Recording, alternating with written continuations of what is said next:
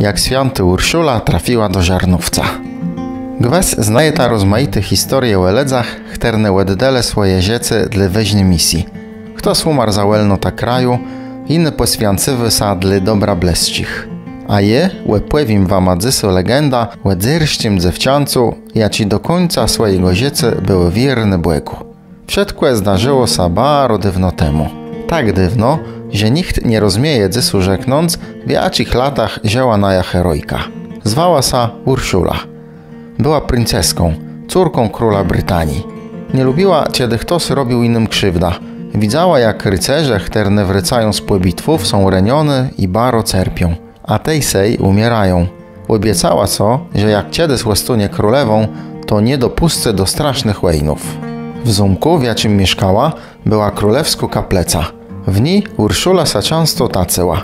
Mydlący sa do błega, cięła, że je szczęśliwe i bezpieczne. Jeby chciała w jedno być kuelce, mój błęże. Obiecywam, że nigdy sa nie łeżenia, przysykała. Jednego dnia na dwór króla Brytanii przyjechał rycerz. Mam weźne wiadło dla króla, załeł stojący kuel zumkłewy brumy. Ojcu Urszule, król Brytanii, poznał w nim łejarza z armii swojego wroga. Ryczył go tej do trunowy zale, żeby wysłychać czego chce. Mój pun, królewion Eteriusz, rychtyje już swoje wojska. Je paryt na wielką łejna. Jeśli na was rygnie, to zwajego królestwa Estonie leno popieleście. Może zastygnąć swoich łojarzów leno tej, ziele wasza córka Urszula Estonie jego białką, rzekł pogański posłańczyk. To nie je możliwe. Moja córka jest za młode. Dopisze za 3 lata banda ja mógł dać twojemu panownikowi. Odpowiedział król, któren wiedział, co Urszula przysygała błegu i nie chce łeddać swojej ukochane córci pogańskiemu królowi. Eteriusz zgładzał sa pojeżdżać. W tym czasu princeska miała ucieknąć jadące ekranta daleko od Brytanii. Wzała ze sobą desant z dreszków, jaci miały sa nią zaimać. Kłeś z nich zabrała też swoje suści. Było ich baro wiele.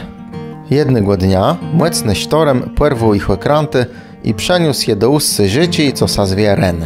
Tam stądka pojechały w górę Życi i dopłynęły do Quelonii. Gardu, jaci był wnętrzas atakowany przez barbarzyńczy wojska Hunów. Ich panownik Attyla zakłechał sa w peśny i wrazlewy Urszule. Łestani moją białką, rzekł. Jeżeli sa nie zgłedzesz, to wszedł ci zdzinieta.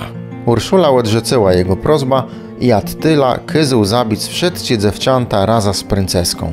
Był to straszny uczynek. Nawet ka barbarzyńści łejarze, widzący zabite białci, uciekle i łestawile miasto. A mieszkańcy Quelonii z wielkim uwyżaniem pochływele cała dziewcząt. Na mylu ich manczelści śmierce zbudowele questu.